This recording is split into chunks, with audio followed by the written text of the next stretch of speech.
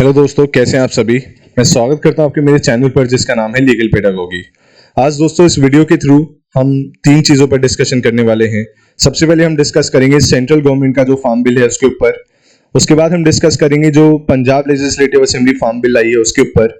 और तीसरा पॉइंट हम डिस्कस करेंगे कि क्या अब जैसे कि पंजाब लेजिस्लेटिव असेंबली अपना एक फार्म बिल लाई है, तो इसके बाद क्या सेंट्रल गवर्नमेंट का जो फार्म बिल है वो स्टेट पर एप्लीकेबल होगा या नहीं होगा, और उससे रिलेटेड लीगल प्रोविजंस को। तो आइए शुरू करते हैं इस वीडियो को।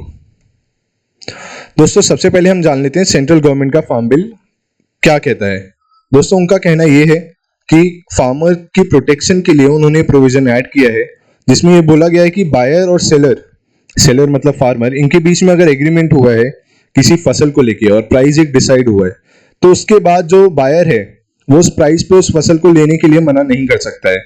अगर वो लेने से मना करता है तो फार्मर जो है एक इंडिपेंडेंट डिस्प्यूट सेटलमेंट अथॉरिटी जो कि सेंट्रल गवर्नमेंट कॉन्स्टिट्यूट करेगी उसको अप्रोच कर सकते हैं, उनके बीच में जो भी डिस्प्यूट आए उसको लेकर। तो इसको लेके किसानों का ये कहना है कि कोर्ट का जो प्रोविजन था डिस्प्यूट सेटलमेंट के लिए उसको रिमूव क्यों किया गया। दूसरी बात उनका ये कहना है कि जैसे कि जो बायर होंगे, प्राइवेट कंपनीज होंगी या प्राइवेट प्लेयर्स होंगे, वो एक हायर बार्गेन पोजीशन पे होंगे, उनके पास ज्यादा रिसोर्सेज होते हैं, एक पूरी लीगल ड्राफ्टिंग के लिए कमेटी होती है, तो वो कोई भी लाइबिलिटी क्लॉज उस पे ऐड कर सकते हैं। और फार्मर जैसे कि वो लोअर बार्गेनिंग पोजीशन पे है तो उनके पास कोई और चारा नहीं होगा एक्सेप्ट कि वो उस एग्रीमेंट को एक्सेप्ट करें। तीसरी बात ये है, उनका ये कहना है कि जैसे कि एक प्राइवेट कॉन्ट्रैक्ट होगा फार्मर और बायर के बीच में, तो एमएसपी का कोई रोल नहीं रह जाएगा, क्योंकि फिर बड़ी कंपनियां अपनी मनमर्जी करेंगी, वो बोलेंगी कि हम इतने रेटों पे खरीदेंगे और फार्मर को वो बेचनी पड़ेंगी फसलें। तो वो चाहते हैं कि इस एमएसपी जो कि मिनिमम सपोर्ट प्राइस है उसको इन एग्रीमेंट कॉन्ट्रैक्ट्स के साथ और इस लॉ के साथ लिंक किया जाए, ये कंपलसरी किया जाए कि कोई भी बायर एमएसपी से नीचे फसलों को नहीं खरीदेगा। दूसरा पॉइंट दोस्तों इसका ये कहता है, जो कि ट्रेड एंड कॉमर्स को लेके है। पहले क्या होता था कि एपीएमसी मंडीज होती थी हर एक स्टेट में, और एपीएमसी वेयर हाउसेज होते थे जहां पर जाके किसान अपनी फसल बेचते थे और बायर वहीं से खरीदते थे, और उसके ऊपर जो टैक्स कलेक्ट होता था वो स्टेट गवर्नमेंट के पास जाता था। और पहले आपको ये इजाजत नहीं थी कि आप एक राज्य से दूसरे राज्य में जाके अपनी फसल बेचें। तो अब इसके बाद सेंट्रल गवर्नमेंट के कानून के बाद ये रियायत दी गई है किसानों को कि वो खाली एपीएमसी मंडीज में ही नहीं, एपीएमसी मंडी के बाहर भी अपनी फसल को बेच सकते हैं, दूसरे राज्य में भी बेच सकते हैं। और अगर वो ऐसा करते हैं और एपीएमसी मंडी के बाहर फसल को बेचते हैं तो उसके ऊपर कोई टैक्स नहीं लगेगा। तो जो स्टेट गवर्नमेंट को टैक्स कलेक्शन होता था इन एपीएमसी मंडी से या इस ट्रांजैक्शन से, वो उन्हें नहीं मिलेगा। तो इसको लेके किसान चिंतित क्यों है। उनका कहना यह है कि जो बड़े बड़े कंपनीज होंगी या बड़े बड़े बायर होंगे उन्हें बल्क में चाहिए होता है फसल। तो अब जैसे कि ज्यादा से ज्यादा ये जो बायर होंगे वो मंडी के बाहर से ही खरीदेंगे जिससे कि उन्हें टैक्स ना देना पड़े।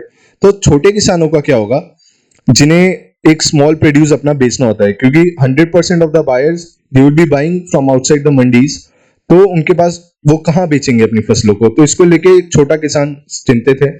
दूसरी बात उनका ये कहना है कि जैसे कि गवर्नमेंट इस मूव के थ्रू प्राइवेट प्लेयर्स को एग्रीकल्चर बिजनेस में पुश कर रही है और खुद एग्रीकल्चर बिजनेस से बाहर जा रही है, तो जो गवर्नमेंट के थ्रू उन्हें सपोर्ट मिलता था in the form of subsidies या अलग अलग पॉलिसीज, अब उसके कोई मायने नहीं रह जाएगा, वो सपोर्ट मिलना उन्हें अब बंद हो जाएगा।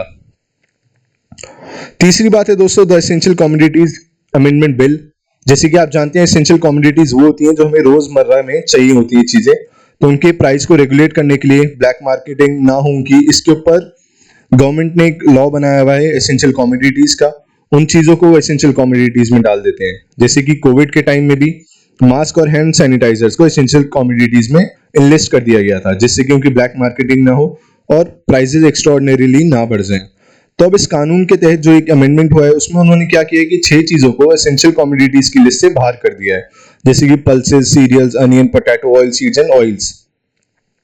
और उन्होंने ये कहा है कि वो इसकी सप्लाई और प्राइस को अब रेगुलेट नहीं करेंगे एक्सेप्ट फॉर 3 कंडीशंस, जबकि देश में फेमाइन हो या वॉर हो या एक्स्ट्राऑर्डिनरीली उनका प्राइस काफी बढ़ जाए, उन केसेस में ही इन 6 आइटम्स के प्राइसेस को वो रेगुलेट करेंगे।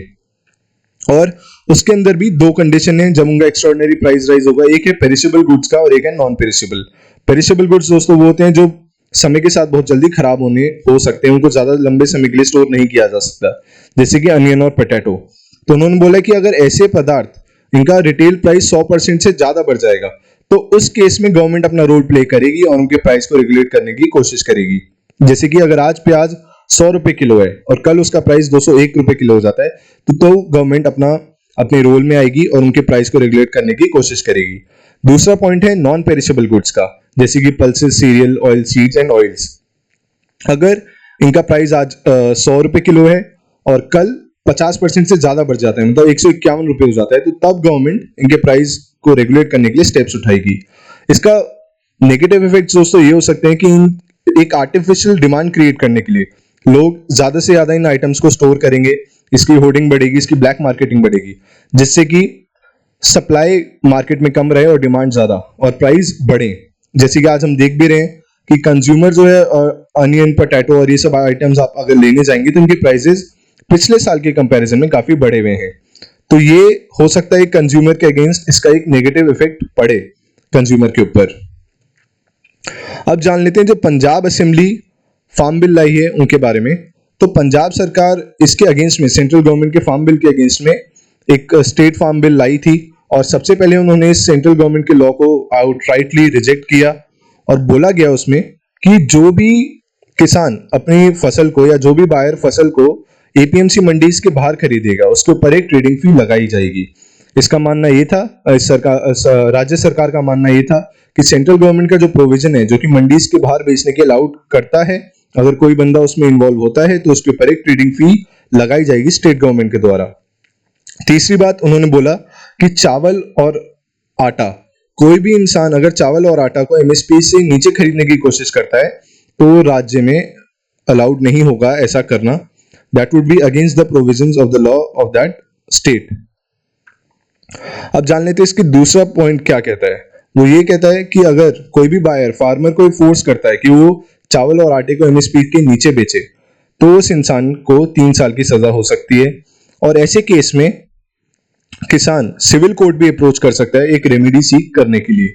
और तीसरी बात जो कि है द एसेंशियल कमोडिटीज बिल, उनके बारे में उन्होंने ये बोला कि कोई भी प्यूनिटिव एक्शन नहीं लिया जाएगा अगर कोई भी सेंट्रल लॉ का जो फार्म बिल है उसको राज्य में फॉलो नहीं करता तो उसके खिलाफ कोई भी लीगल एक्शन नहीं लिया जाएगा, कोई भी लीगल कार्रवाई नहीं की जाएगी। और इसके संदर्भ में सेंट्रल गवर्नमेंट के फार्म बिल के संदर्भ में जो भी वो नोटिस इशू करेंगे फ्यूचर में तो वो राज्य में एप्लीकेबल नहीं होंगे। अब जान लेते हैं कि स्टेट गवर्नमेंट और सेंट्रल गवर्नमेंट के बीच में क्या लीगल बैटल चल रहा है। तो उसको जानने से पहले हमें जानना पड़ेगा आर्टिकल 246 क्या कहता है। दोस्तों आर्टिकल 246 3 लिस्ट के बारे में बताता है हमें, जिसमें अलग अलग सब्जेक्ट्स रखे गए हैं। जैसे कि जो यूनियन लिस्ट है उसमें अलग सब्जेक्ट्स हैं, उसमें केवल केंद्र सरकार सेंट्रल गवर्नमेंट को ये पावर होती है कि वो कानून बनाए। स्टेट लिस्ट जिसमें खाली राज्य सरकार को ये पावर होती है कि वो कानून बनाए। और कॉन्करेंट लिस्ट वो होती है, उसमें वो सब्जेक्ट्स होते हैं जिनके ऊपर राज्य सरकार केंद्र सरकार दोनों ही कानून बना सकते हैं।